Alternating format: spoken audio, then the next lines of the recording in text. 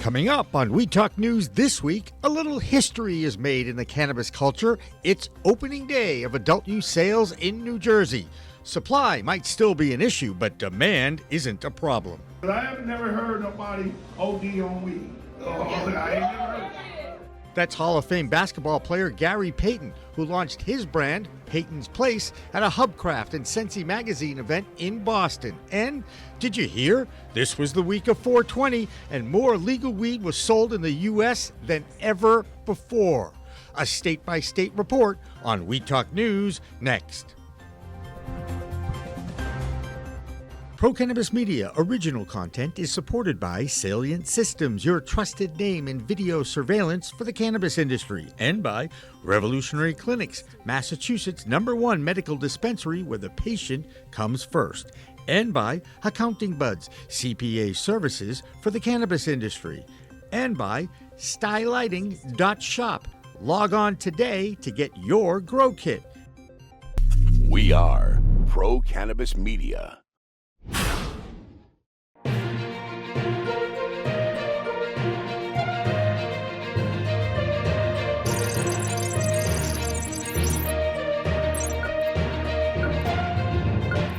Hi, everyone. Welcome to We Talk News. I'm Alaina Pinto reporting for Pro Cannabis Media. The world's highest holiday has come and gone, with people all over the globe sparking up to celebrate 420 this year. And while stoners reveled in legal cannabis use where possible, on Capitol Hill, reporters pressed White House Press Secretary Jen Psaki over President Biden's campaign promises to decriminalize the plant federally. The president continues to believe that no one should be in jail because of drug use. I don't have an update here.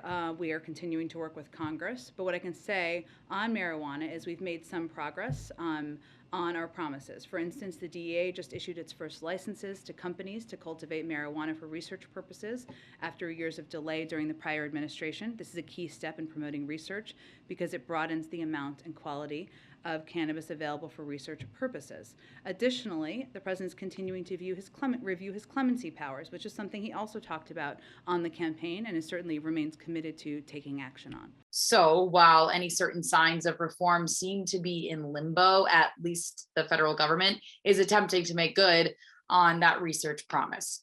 And down the street in DC, there's more cannabis festivities to be had this week. Today, the National Cannabis Policy Summit will be held at the Ronald Reagan Building, followed by the 2022 National Cannabis Festival on Saturday. Vote Pro podcast Phil Adams has more from the nation's capital this week. Hi, I'm Phil Adams from Vote Pro Podcast, and this is the Weed Talk News DC Report. Lawmakers in the District of Columbia passed legislation to protect more DC workers against penalties for using cannabis legally. The Cannabis Employment Protections Amendment Act was approved unanimously by the Committee of the Whole, which comprises all 13 members of the DC City Council. The measure would apply the same protections for the district's private sector employees as it provides for local government employees. Specifically, the bill prohibits employers from firing, refusing to hire or promote, or otherwise punishing an individual for using cannabis off the job. It would not protect those whose positions are designated as safety sensitive, such as jobs that require a commercial driver's license or working with children. Final passage of the bill is expected early next month. A new study finds a correlation between cannabis legalization and reductions in prescription drugs for treating a range of conditions. In a paper published in Health Economics, researchers looked at data on prescription drugs from 2011 to 2019 in 10 states plus DC where adult use is legal. The study found significant reductions in those states in the volume of prescriptions for medications indicated for pain, anxiety, depression, sleep, seizures, and psychosis. While the data does not confirm that patients are substituting cannabis for their prescription medications, researchers say the findings do indicate a potential for reducing the harm from these drugs, many of which are associated with dangerous side effects or potential misuse. Another candidate for the U.S. Senate appears in a campaign commercial smoking cannabis. Democrat Thomas McDermott, currently the mayor of Hammond, Indiana, released the TV spot entitled Legalize It on 420. The ad shows the candidate lighting a joint and saying, quote, "Legalization of cannabis is important to this campaign." McDermott goes on to say he not only advocates legalizing cannabis in his home state, but will, if elected, work for federal legalization as well. Earlier this year, Gary Chambers, a Senate candidate from Louisiana, made headlines for his campaign commercial in which he appears smoking a blunt. That's this week's DC report from Inside the Beltway. I'm Phil Adams from Vote Pro Podcast. Also happening nationally, next week, the National Association of Cannabis Businesses will host a webinar about respecting the legacy cannabis market. Andrew DeAngelo, brother of Steve DeAngelo, will be featured as a keynote speaker. And Marie St. Fleur, a former state rep from Boston, Massachusetts, is the new CEO of the NACB. She says one topic of focus on everyone's mind should be the hurdles people impacted by the drug war have to face in order to enter the industry. With respect to access to capital, the reality is we need the states to step up. We need the states to create these pool of money that would allow people to be able to go in, whether it is a grant, whether it is a low interest loan, to be able to go in so they can start their business, because they cannot walk into their banks, right, and get an opportunity. Most banks right now are running away because the federal government has actually failed to do its job, which is we have a legitimate business and they need to be able to provide the same access to this legitimate business as they do to everybody else, but they haven't been able to do that. You can catch Marie's full interview ahead of next week's webinar on today's episode of Green Rush Live right here on Pro Cannabis Media. And speaking of Boston, NBA Hall of Famer Gary Payton was in the city this week. Not only was he delivering the Defensive Player of the Year award to Celtics Marcus Smart, but he also stopped by Muriel Underground to launch his new cannabis line with Hubcraft. Ron Marshalsea takes a closer look in this week's Massachusetts Report. I'm Ron Marshalsea with the Massachusetts Cannabis Report for Weed Talk News. Gary Payton was in Massachusetts this week, and not just to help present Boston Celtic Marcus Smart with the Defensive Player of the Year award. He was also at the Muriel Underground in Boston at an event sponsored by both Hubcraft and Sensi Magazine. He talked with fellow cannabis advocates about what he's been doing and what he's trying to do in the cannabis industry. I think I'm more popular now than I was in basketball. You know what I'm saying? I'm way more popular. Payton not only wants to help people with cannabis, but also wants to continue to learn and grow as a businessman. You guys gotta understand, there has never been an athlete that took a strand over like I did. My strand has been almost the top in cookies. I bring it and I now become like cookies. And that's what I'm gonna become like. You know what I'm saying? And then with Hubcraft giving me opportunity, I'm gonna become that guy. I'm new, always new. I always can learn something.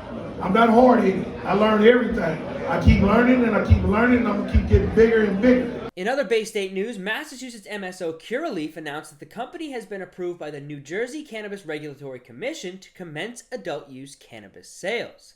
On Thursday, April 21st, the Curaleaf dispensary in Belmar will begin serving adult-use customers. Also, Curaleaf says as New Jersey's cannabis market continues to evolve, they intend to maintain a direct line of communication with members of the local medical cannabis community. And finally, Worcester dispensary Major Bloom celebrated 420 this week with the launch of their new THC-infused cereal bars. Major Bloom has partnered with Infused Element, a Holyoke-based company that produces cannabis-infused products. Major Bloom debuted 3 flavors of infused cereal bars on Wednesday, including Rice Crisps, Fruity Crisps, and Cocoa Crisps. That's this week's Massachusetts Cannabis Report. For Weed Talk News, I'm Ron Marshalsea.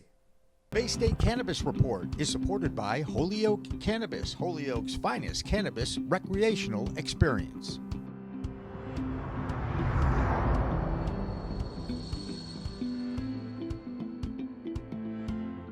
It doesn't seem to matter that 420 fell on a Wednesday this year. People were still apparently willing to light up midweek. Cannabis data and analytics company Headset forecasted that total 420 cannabis sales should increase by 100% in the US and at least 50% in Canada. So with that, let's check in with Deborah Borchardt for this week's Green Market Report. I'm Deborah Borchardt, and this is your business update for Weed Talk News from the Green Market Report. Of course, this week was 420, and the dispensaries are expecting huge sales numbers across the country. But also this week, as you know, April 21st is now the new holiday in New Jersey. April 21st, of course, is the day that adult use cannabis sales became legal in the state. I visited a couple of dispensaries to see how things were going. I saw lines at some. I saw a lot of crowd control. I saw that there were police at the dispensaries also watching out for crowd control and directing traffic. I think they were pretty amused at the change of situation where before they might have arrested people for cannabis, and now they're directing traffic so people can buy cannabis. So that's the big news this week. I'm Deborah Borchardt with the Weed Talk News Business Update from the Green Market Report.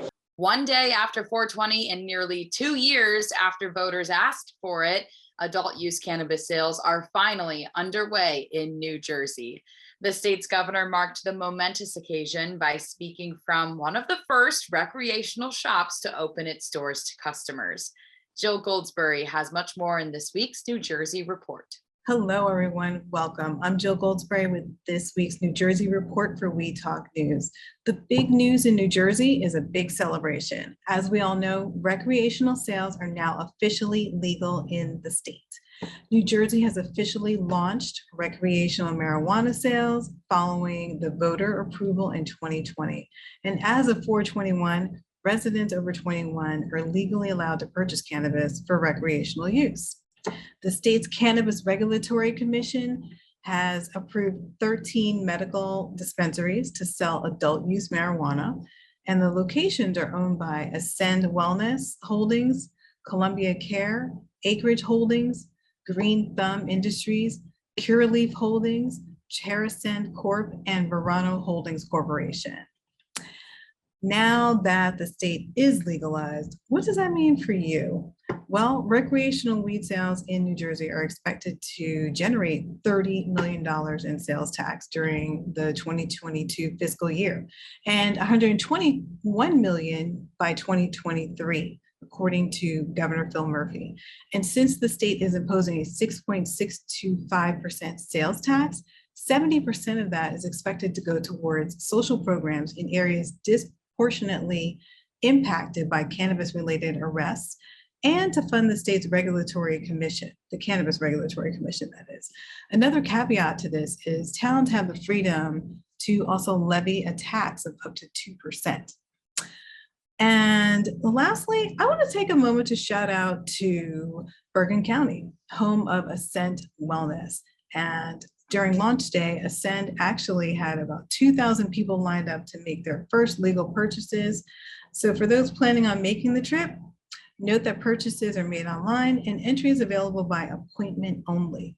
Ascend in Rochelle Park is one of 13 stores that have been approved for recreational use. So check your local listings for a list of dispensaries near you. Happy 420 week, everyone. I'm Jill Goldsberry with the New Jersey Report for Weed Talk News. Next door in Pennsylvania, some lawmakers are beginning to get behind the push for adult use cannabis. Senator Sharif Street said this week he fully expects Pennsylvanians living near New Jersey to start driving to the Garden State to purchase weed, even if bringing it back across state lines is illegal, leaving the Keystone State to miss out on potential revenue. So Claudia Post has much more from Pennsylvania this week. I'm Claudia Post from Scarlet Express, and I'm here in the Keystone State, Pennsylvania for Weed Talk News. Let's get to it. Senator Judy Schwank of Pennsylvania, who was originally a big proponent of hemp, was one of the first lawmakers to introduce legislation to bring it back to Pennsylvania. Point of interest, in the 1700s, in the colonies, Pennsylvania was the largest producer of hemp. So anybody that wanted hemp came here. She is now unveiling a plan to ban Delta 8 because she believes, notice, It is produced synthetically using caustic chemicals, which can make people sick. Judy, do your research. This week, the state court said that medical marijuana is covered by Pennsylvania's DUI law. The state does not have to prove that the cannabis in a driver's bloodstream was non-medical when prosecuting him or her for driving under the influence. This is a sticky wicket because, as we all know, marijuana stays in your bloodstream for 90 days. How are they going to ascertain when it got there, how it got there? I don't know, lawmakers. Today, New Jersey commenced legal marijuana sales through dispensaries, retail sites across the state. So what does that mean for our happy residents in the Keystone State who may be interested in taking a trip across the border, far away in New Jersey, to procure some legal marijuana? Well, this to me is really funny because people used to go across the border to buy booze because it was cheaper. Now we're going to go across the border to buy marijuana. History repeats itself. The law specifically states that visitors to New Jersey, which would include us, Pennsylvanians, can also purchase all forms of marijuana if they are over 21. However, crossing state lines with said cannabis products does violate federal law, meaning authorities could capture you. Now that our neighbor state is in full effect, hopefully, I am hopeful, I am urging our state lawmakers in Pennsylvania to legalize adult use here as well. Otherwise, we're going to lose so much revenue, and we need the revenue. So come on, lawmakers, get with it. Okay, that's a wrap from Pennsylvania. I'm Claudia Post from Scarlet Express, and I'll be back next week to talk about what's hot and what's not in Pennsylvania. From We Talk News, have a fabulous week. A Rhode Island cannabis company is suing the DEA. MMJ International claims the agency has been dragging its feet on approving applications to cultivate and import cannabis for medical research. The company says the DEA missed a 90-day deadline to take any action on the requests and is now calling on the federal court to force the federal government to approve them. So sticking with the Northeast now, let's travel to Vermont for this update from Jessie Lynn Dolan. I'm Jessie Lynn Dolan from Nurse Grown Organics and Vermont Cannabis Nurses, and this is the Weed Talk News Vermont Report. Hetty, Vermont welcomed over 800 people to its third annual Growers Cup celebration, the Hetty's Cup, on Saturday, April 16th. This year, the Cup had 75 entries in total, with 45 for flower. Several previous winners successfully defended their previous titles, with 2019 winner Trap House Vermont's Greasy Runts taking the highest overall flower score and again winning the Indica category. The Vermontuana Spring Swap is a 2-day celebration of cannabis cultivation featuring live music, local food, disc golf, and local cannabis genetics. The first swap will take place on Saturday, April 23rd at the Larch Collective in Plainfield. The second swap will take place on Sunday, the 24th at Magic Mountain Ski Resort in Londonderry. Confirmed exhibitors include Vermont Greenery, Forbin's Finest, Apollo Farm, Mountain Fire Farm, and Sherpa Seeds, with more to be announced. Individuals are also encouraged to bring their own seeds and starts to swap and share. Saturday, the 23rd, Vermont Hempicurian in Brattleboro will be celebrating their 4-year anniversary, along with the grand opening of the Vermont Grow Barn with live music, beer, raffles, and more. That's the Vermont Report for Weed Talk News. I'm Vermont's cannabis nurse, Jessie Lynn Dolan. This week, Florida's agricultural commissioner filed a lawsuit against the Biden administration, arguing that the federal government is unconstitutionally depriving medical cannabis patients of their Second Amendment right to purchase and possess firearms. The commissioner, Nikki Fried, is also running for governor of the Sunshine State. And so Heather Hallman is there with this week's Florida Report. Thank you, Alaina. It's time for the weekly Florida Report from We Talk News. I'm Heather Hallman from Cannabis Law Report, and I hope you enjoyed 420 this year. In addition to the holiday's celebratory $4.20 pre-rolls and 50% off sales, on Wednesday, April 20th, Florida Agriculture Commissioner Nikki Fried filed a lawsuit against the Biden administration that seeks to remove a question on Federal Form 4473 about medical cannabis and gun ownership. The suit is an attempt to block a federal rule that prohibits medical cannabis users from holding concealed carry permits or buying firearms. Although support for cannabis cuts across party lines in Florida, it's no surprise the gun rights are also generally popular in the state. Fried's lawsuit argues that the question about cannabis use violates the Second Amendment rights of state-approved medical cannabis patients and violates a congressional budget provision that prevents federal agents from interfering with state-approved cannabis laws. The form asks specifically whether a purchaser of a firearm is an unlawful drug user, and since cannabis remains federally illegal for the time being, registered medical cannabis patients must answer yes or risk a 5-year prison sentence. Fried's office oversees both the concealed weapons permits and medical cannabis dispensaries in Florida, and we have 2.5 million concealed weapon permit holders in the state, which is quite a conundrum. The lawsuit also argues that this question does violate the Rohrabacher-Farr Amendment, prohibiting the ATF from enforcing anti-cannabis policies in states that have opted for legalization. A spokesperson for the ATF told NBC News that the agency cannot discuss pending litigation, but they did blame federal lawmakers for not changing the Controlled Substances Act and the Gun Control Act, which would solve the issue. This week, movers and shakers in the emerging markets of both psychedelics and cannabis descended on Florida for the dual Benzinga conferences held at the Fontainebleau Hotel in Miami Beach. The festivities began on April 19th with the Benzinga Psychedelics Conference, where attendees were able to meet the biggest psychedelics industry players and make deals that will push the industry forward. The event featured live company presentations, insider panels, and networking between executives and entrepreneurs, and participants could tune in virtually. Speakers included Maps, Burner from Cookies, Mr. Psychedelic Law Dustin Robinson, and closing remarks were made by Lamar Odom, who shared his personal story, and Zappy Zappelin, futurist and psychedelic concierge to the stars.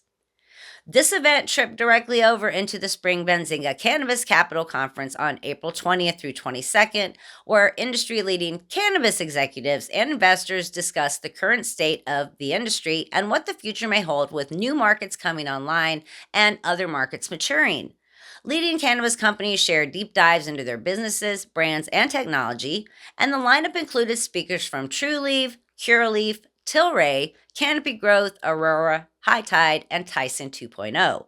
Over 150 companies sponsored the event, including Florida brands Jushi, Verano, Peter Tosh, and Binsky.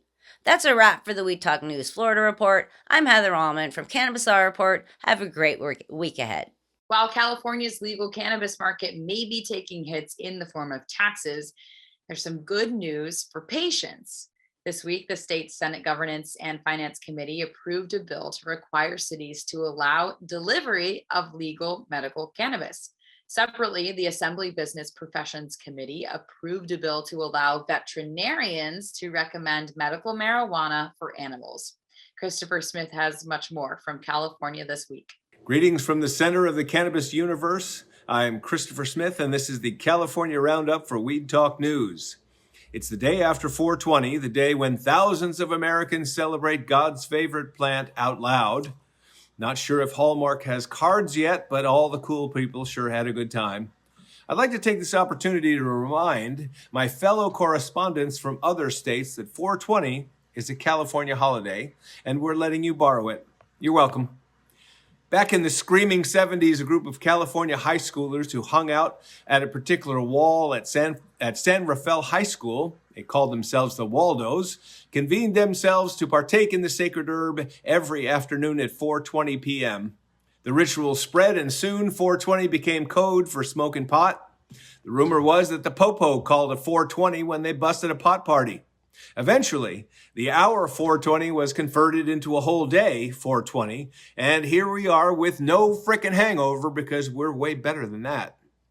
420 leads me to think about parties. Yesterday, in a part of San Francisco's Golden Gate Park known as Hippie Hill, thousands of cannabesties gathered to smoke and chill. Hosted by Cookies CEO Burner and comedian Chris Riggins, with special appearances by Jeff Ross, Hannibal Buress, and heavyweight champ Mike Tyson. Tyson is quoted as saying, "Listen, we're going to take this to another level in life. I'm the world champion, and now I'm the world champion of cannabis, and we can't be stopped. Thousands of people are looking at us, and we're getting high. This is beautiful. Look at me, baby. Look how beautiful I look up here." Whatever you say, champ. Coming in July, another huge Northern California cannabis festival is called Northern Nights, is going to be the first to have multiple dispensaries on site. The event takes place July 15th to 17th in Psaki, California, which is located at the center of Northern California's Emerald Triangle, the United States' largest cannabis-producing region made up of Humboldt, Mendocino, and Trinity counties. And what's an outdoor festival without your dog? It's the same as a news story that doesn't mention that California veterinarians are now allowed to prescribe cannabis for our four-legged friends. AB 1885 was approved by members of the Assembly Business Professions Committee with a unanimous vote of 19-0. And I'm Christopher Smith, publisher of the American Cannabis Report, bringing you the California roundup of pugilists, parties, and pets for Weed Talk News. Cannabis regulators in Michigan have placed a statewide hold on products from company Skylabs. The hold has been in effect since last week, and regulators have still offered no public explanation as to why. Michigan Normal Executive Director Rick Thompson takes a closer look. Hello again. This is the Michigan Report with Rick Thompson on Weed Talk News. Let's get started. Well, is it a recall or just a hold? That's what Mount Morris cannabis processor Skylabs wants to know, as the Cannabis Regulatory Agency has more than $5 million of their product on hold within the Metric computer system. The hold was placed late last week and still hasn't been defined to the public. Now, normally, a case involving improper testing would be accompanied by a recall, but that wasn't the case in this action. According to a report by MLive, the recall affects all products created by the laboratory, and that the products are all related to the same cultivator. Now, this has led to wide industry speculation that the hold is due to improper sourcing, which is a polite way of saying pushing illegal cannabis into the legal market. The regulatory agency is tight-lipped about this subject, and attorneys for the lab are considering a lawsuit to have the administrative hold lifted as an unconstitutional seizure of their client's product. Now, we'll stay on this story. Well, conversion oil is dead in Michigan, which is the way it should be. Several months ago, the regulatory agency introduced a request to the government for regulations covering the conversion of hemp into THC via a process known as conversion, a process which is highly controversial and has been banned in 17 states already. Citing the large public outcry against conversion oil and the health effects and scientific uncertainty surrounding the process, the regulatory agency withdrew their request for rules making. Now, this was seen by the hemp and high THC business as a positive, since many feared the conversion oil would be a significant market disruptor and bring little benefit to anyone in Michigan except the processors who created it. Well, this 420 holiday was wonderful for many reasons, not the least of which is it marked the first day Detroit began accepting applications for adult use cannabis businesses.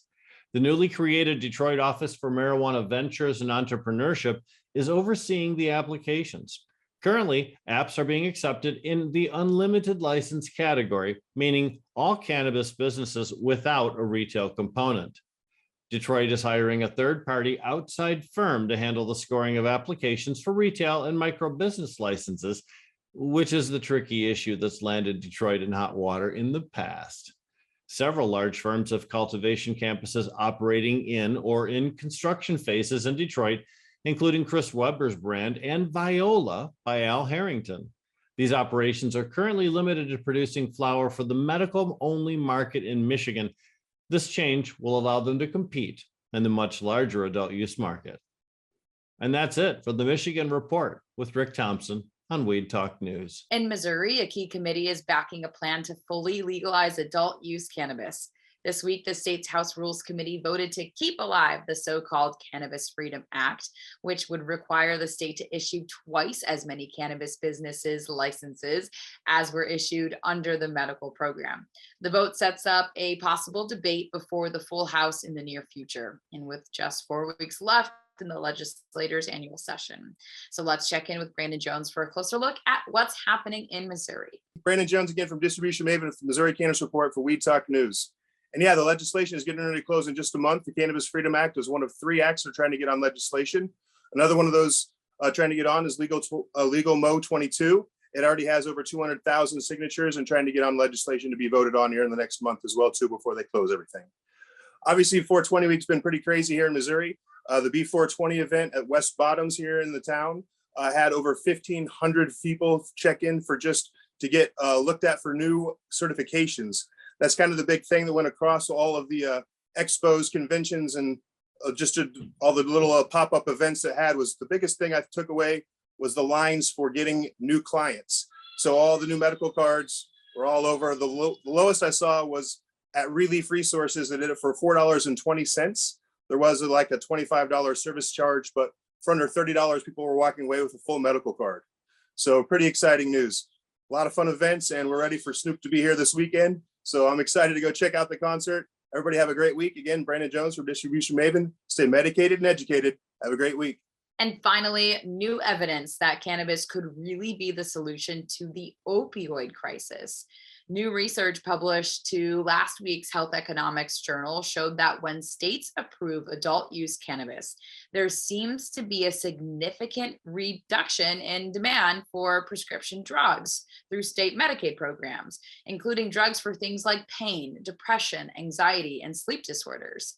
And one expert pointing out, quote, the reductions in drug utilization that we find could lead to significant cost savings for state Medicaid programs.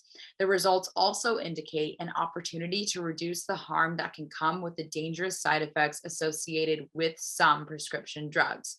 So the next time someone tries to argue cannabis is a gateway drug, you can tell them it's the gateway out of opioid use.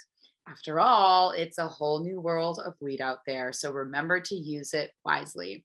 And that's it for Weed Talk News this week. I'm Alaina Pinto for Pro Cannabis Media.